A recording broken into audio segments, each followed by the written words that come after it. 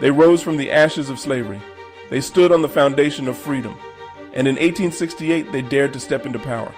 But you know, the halls of justice weren't ready. This is a story of the original 33, the first African Americans elected to the Georgia General Assembly. They were bold, they were brilliant, and they were expelled because of color. The Civil War had ended. The Emancipation Proclamation had broken the chains, and the 14th Amendment declared African Americans citizens. It was the beginning of the Reconstruction era, a time when newly freed black men in the South dared to take their rightful place in America's democracy. In Georgia, 1868 marked a groundbreaking moment. 33 African American men, many formerly enslaved, were elected to the state legislature. 30 representatives, 3 senators. They would be called the original 33. They represented the hopes of a people who had waited centuries to be seen, heard, and respected. But power never yields easily. Despite winning their elections, these men faced a racist backlash from white legislators, using the false claim that the Georgia Constitution did not permit black men to hold office. The white majority in the General Assembly voted to expel all 33 black legislators. They were not removed because of misconduct, not because of criminal charges, but simply because they were black. Among the expelled were men of deep intellect and unshakable courage. Henry McNeal Turner, a fiery orator and AME bishop, who declared, "I am here in spite of the writhing, hissing, and growling of this house. I will not shrink." Tunis Campbell Sr., a formerly free man from New Jersey, who became one of the most powerful black politicians in Georgia. Campbell fought tirelessly to educate freedmen to secure land rights and build self-sustaining black communities. He was even elected as vice president of the Georgia Constitutional Convention. Aaron A. Bradley, a lawyer and fierce advocate, who warned the white elite that they would not silence the voices of progress. These men were not passive. They were not afraid.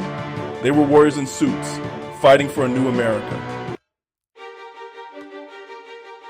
But justice, though delayed, was not denied. In 1869, the United States Congress refused to seat Georgia's all-white delegation because of the expulsion of the black legislators. Pressure mounted. Then came a turning point. The Georgia Supreme Court ruled in favor of the original 33. And in January of 1870, these brave men were reinstated to the legislature. It was a moment of triumph, a symbol that the idea of freedom could still prevail even in the face of hate. But victory didn't last long. As federal troops withdrew from the South and Reconstruction crumbled, white supremacists regained control. Jim Crow laws surged like a tidal wave, wiping away hard-fought progress. By the end of the 1870s, the original 33 were gone from the halls of power. And for nearly a century, no black man or woman would serve in Georgia's legislature. Then came a new generation, inspired by the courage of the original 33. In 1962, Leroy Johnson became the first African American elected to the Georgia Senate since Reconstruction. Then came Julian Bond, a young activist and co-founder of the Student Nonviolent Coordinating Committee, elected in 1965. And Grace Towns Hamilton, the first black woman to serve in the Georgia House. The torch had been passed and the flame burned on. Today, a powerful sculpture stands in the Georgia State Capitol. It's called Expelled Because of Color. Cast in bronze, it depicts the empty seats of the original 33, a haunting reminder of what racism tried to erase. But it is also a tribute to the sacrifice, the strength, and the unshakable spirit of those who believe that democracy must include everyone. The story of the original 33 is not just about politics. It's about power. It's about principle. It's about purpose. They showed us that representation matters and that every voice deserves a seat at the table. So when you vote, when you speak up, when you demand justice, you are walking in their footsteps. Because history isn't just what happened. It's what we carry.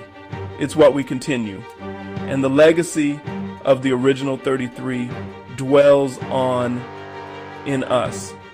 If you were inspired by this story, please like, subscribe, and share this video to help keep their legacy alive.